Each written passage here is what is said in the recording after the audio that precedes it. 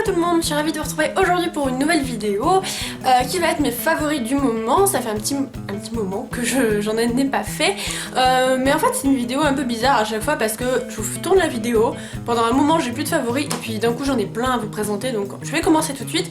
On va commencer par une catégorie que je n'ai jamais présentée en favoris, il s'agit des illustrateurs. J'ai vraiment craqué ce mois-ci sur plein d'images que je voulais vous présenter. Le premier illustrateur dont je vais vous parler, il s'agit de Roberto Nieto. Je ne sais pas du tout qui c'est, je me suis pas renseignée sur l'artiste, mais j'ai adoré ces images, je vous en mets quelques-unes par ici, vous pouvez voir. Je sais qu'il a illustré des livres aussi, mais vraiment j'ai complètement craqué. En fait j'étais sur un forum de roleplay concernant la quête des Willan, et en fait il y avait une illustration en arrière-plan, et je voulais voir de qui c'était, et c'était de lui. Je suis allée voir ses autres illustrations, j'ai complètement craqué. Je vous mets les liens que j'ai trouvés concernant l'artiste en barre d'infos si ça vous intéresse, mais vraiment j'adore. Je trouve ça vachement inspirant et ça me plaît beaucoup, donc n'hésitez pas à aller faire un tour. Le deuxième artiste dont je vais vous parler, il s'agit de Marc Simonetti. Peut-être que ce nom vous parle pas, mais en tout cas les illustrations vont forcément vous parler, puisque c'est celui qui a notamment illustré Le Trône de Fer, les livres de Terry Pratchett il me semble, les livres de Robin Hobb, etc. etc. Il en a fait plein, c'est lui qui a fait le fameux Trône de Fer avec plein d'épées, etc. Donc vous le connaissez sûrement, il va sortir un livre tout prochainement chez Milady, c'est un artbook, je crois qu'il fait 39 €, mais c'est une bombe ce livre. Ça s'appelle Coverama, j'adore l'image qui est sur la couverture, je trouve les couleurs super jolies. Donc voilà, si vous voulez vous le procurer, je vous le mets en barre d'infos si jamais vous voulez les références, mais en tout cas il a l'air super beau, j'aimerais vraiment me le prendre même s'il est un petit peu cher, mais quand j'ai vu les illustrations j'ai complètement craqué. Il y a vraiment du côté fantasy qui donne envie de voyager, d'être dans les illustrations, ça marche du tonnerre, donc je trouve ça vraiment chouette. Et la dernière illustratrice dont je vais vous parler, il s'agit de Mélanie Delon. Alors, je l'avais rencontrée virtuellement, quand j'étais en primaire, en tout cas, je jouais à des jeux de rôle, il y avait beaucoup d'avatars qui revenaient, qui étaient pris de ses illustrations, donc je connaissais le nom, j'avais adoré son site internet, et j'avais grandi entre temps, hein, tant mieux. Et en fait quand j'ai lu certains livres, quand j'avais regardé la couverture, qui était l'illustratrice, c'était elle, donc notamment chez Lumen, c'est elle qui a illustré Let the Sky Fall ou The Book of Ivy. Voilà, donc ça vous parle tout de suite je pense, et je vous invite à aller voir son site web parce que ses illustrations sont canon, vraiment je crois qu'elle sort un artbook elle aussi bientôt, j'aimerais bien me le prendre parce qu'elles sont vraiment magnifiques, et puis elle est super accessible sur Twitter, elle est vraiment très gentille, je vous mets aussi son lien Instagram si vous voulez aller voir, mais vraiment elle a des illustrations qui sont trop belles. N'hésitez pas à me dire si cette catégorie vous plaît parce que j'adore suivre les illustrateurs, notamment sur Instagram, il y en a pas mal qui me viennent en tête. Si vous appréciez, je pourrais soit vous en faire un article, soit vous en présenter d'autres dans des prochains favoris, pourquoi pas. Mais c'est vrai que tout ce qui est illustration, j'adore ça, ça fait vraiment voyager. Donc n'hésitez pas vous aussi à m'en conseiller dans les commentaires. Ensuite on va parler musique. Alors c'est pas souvent que je parle musique, mais en ce moment j'ai vraiment un genre de musique que j'aime énormément qui donne la patate. Ça s'appelle l'électro swing, donc c'est du swing mis en électro. Donc déjà que le swing ça donne envie de danser, mais alors en électro modernisé ça donne vraiment la patate. Vous connaissez notamment je pense Caravan Palace, qui est un groupe francophone assez connu à ce niveau là, qui avait notamment sorti il y a très longtemps, dans les années 2000, Jolie Coquine et Suzy. Voilà, peut-être que là ça va vous parler. Je vous mets pas de musique en fond parce que ça risque d'être un peu compliqué, mais je vous mets les liens en barre d'infos si vous voulez aller voir. Enfin bref, ils ont sorti un nouvel album qui est vraiment trop bien. Ils ont sorti au mois d'octobre, donc je vous invite vraiment à aller le voir, il est vraiment super chouette. J'adore l'écouter, il y a notamment leur musique comics que je trouve vraiment top. Donc je vous mets tout ça en barre d'infos. En fait, pourquoi je suis revenue un peu à l'électro swing, c'est tout simplement parce que j'ai écouté une pub la dernière fois, c'était la pub Ford, je crois. Et il y avait une musique trop bien et je savais pas laquelle c'était, je demandais à mon chéri et il m'a dit ça vient du livre de la jungle.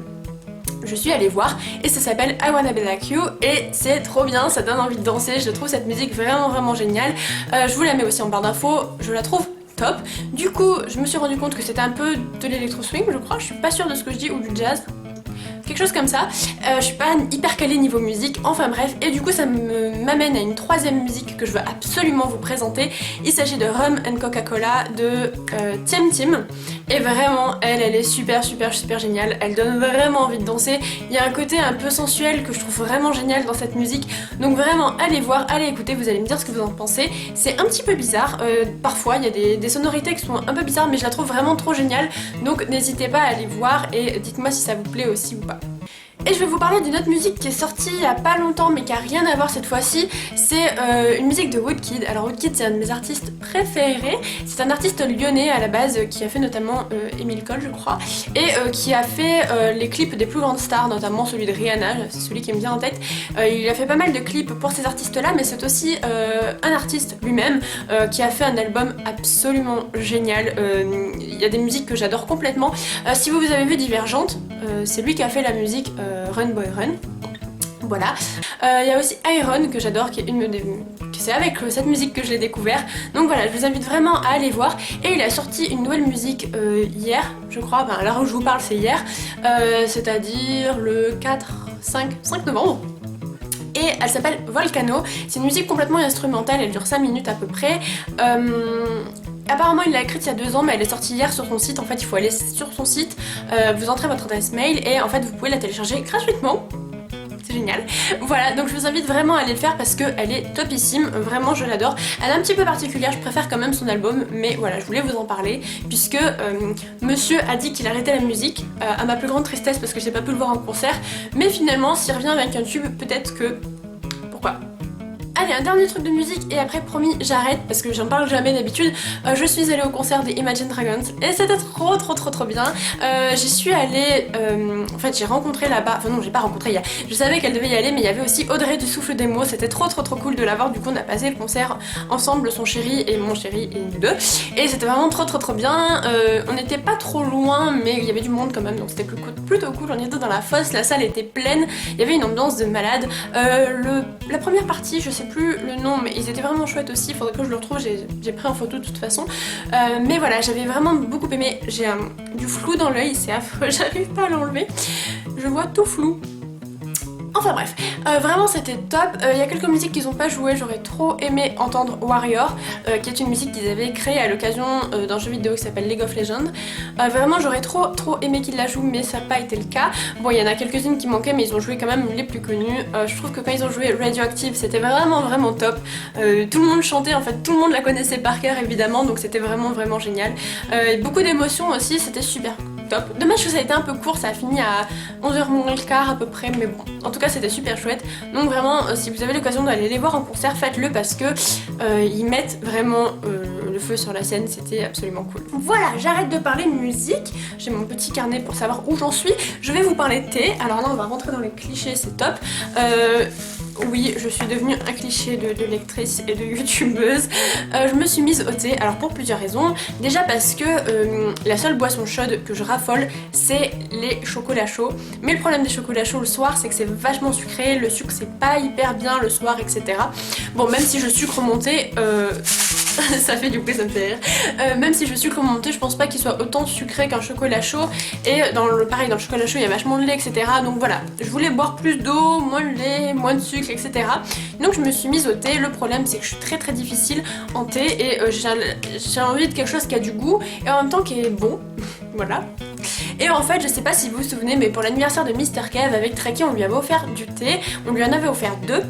Il y en a un qui s'appelait Le Petit Chaperon Rouge et l'autre Les Liaisons Dangereuses.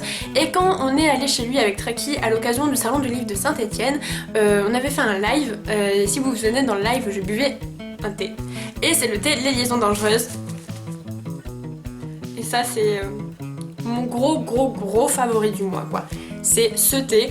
Je l'ai acheté à la Route des Arômes. Depuis 1933, attention. C'est une boutique qui se trouve qu'à Lyon, je crois, je voudrais pas dire de bêtises. Il y a une boutique apparemment à Villeurbanne, à Lyon 2 et à La Part-Dieu. Donc moi je suis allée à celui de La Part-Dieu parce que c'est plutôt pas mal et accessible, etc.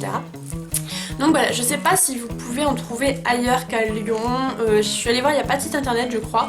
Et puis c'est pas marqué de toute façon. Mais bon, je sais pas. Je vais vous dire ce qu'il y a dedans. Peut-être que si vous pouvez trouver un équivalent, c'est un thé noir. Et là je suis plutôt surprise parce que tout le monde m'a dit tu verras les thés noirs c'est pas génial, etc. Et j'adore en fait. Donc c'est un thé noir agrémenté de morceaux de noisettes sucrées, de vanille, aux arômes de vanille, cerise, framboise, caramel et fraises. Et c'est une tuerie. Quand je vous dis que c'est une tuerie, c'est que moi qui ne suis pas thé, j'en bois 1 à 2 fois par jour. Vraiment, au début j'en buvais 2 fois par jour, là j'en bois plus 1 fois par jour, mais quand même j'en bois tout le temps. Il est vraiment trop bon, je vais devoir pas tarder à aller en racheter, mais si vous pouvez aller vous le procurer et le goûter, c'est une tuerie. il est tout parfait comme il faut. Alors je suis obligée de le sucrer à chaque fois parce que sinon ça manque un peu de sucre. Mais voilà, franchement, je pourrais en boire tout le temps, je trouve ça absolument génial. Et je vais finir ces favoris avec une application. Alors ça s'appelle Booktubers, vous pouvez aller la télécharger sur le Play Store d'Android. Et mon chat, c'est fermé. Et oui, elle n'arrivera pas à sortir. Bichette. Alors cette application n'est pas encore disponible je crois sur l'iOS de iPhone et sur Windows Phone, mais ça ne saurait tarder je pense. Je vais pas vous montrer avec mon téléphone parce qu'il y aura une mauvaise qualité, mais je vous conseille vraiment d'aller voir les photos que je vous mets ici qui sont les photos de l'application. Et en fait c'est une application vraiment pratique pour les lecteurs et ceux qui sont abonnés aux booktubers. En fait c'est une application qui recense tous les booktubers et aussi certains blogueurs. Et qui vous permet de voir toutes les vidéos qui ont été mises en ligne dernièrement. Donc c'est comme un fil d'actualité YouTube mais réservé aux booktubers. Bientôt la créatrice de cette application va mettre une section anglophone aussi parce qu'il y a aussi des booktubers anglophones et on en parle souvent. Donc voilà, c'est vraiment intéressant, ça permet de rencontrer beaucoup de booktubers. Je crois qu'il y en a une 90 à peu près recensés, ce qui est complètement énorme. Ça permet d'en rencontrer. Il n'y a pas du tout de classement ou de dire tel booktuber est mis en avant, pas du tout. Il suffit de faire une suggestion dans l'application pour renseigner un nouveau booktuber et le proposer à la créatrice pour qu'elle le rajoute. Donc c'est vraiment top. Il y a beaucoup de fonctionnalités, vous pouvez partager la vidéo via l'application, vous pouvez vous abonner à la personne, etc.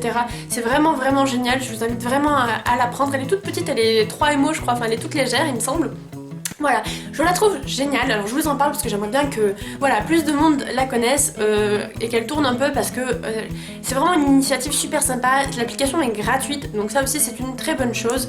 Voilà, pour voir les booktubers et ce qui se passe c'est vraiment génial, ça évite de mélanger peut-être son fil YouTube et son fil booktuber etc. Comme vous voulez, en tout cas je trouve que cette application est une très belle initiative donc je vous mets le lien en barre d'infos si vous voulez aller la télécharger. C'en est tout pour ces favoris du moment, j'ai pas l'impression qu'ils aient été bien fournis. Je sais pas, j'ai juste parlé de choses différentes de d'habitude, rien à voir avec les livres encore, si l'application peut-être, mais voilà, pas grand chose. N'hésitez pas à me dire qu'est-ce qui vous passionne, qu'est-ce qu'il y a dans vos favoris en ce moment et qu'est-ce qui vous plaît. Et n'hésitez pas à me dire si vous avez des flops aussi en ce moment, ça peut être toujours intéressant à savoir.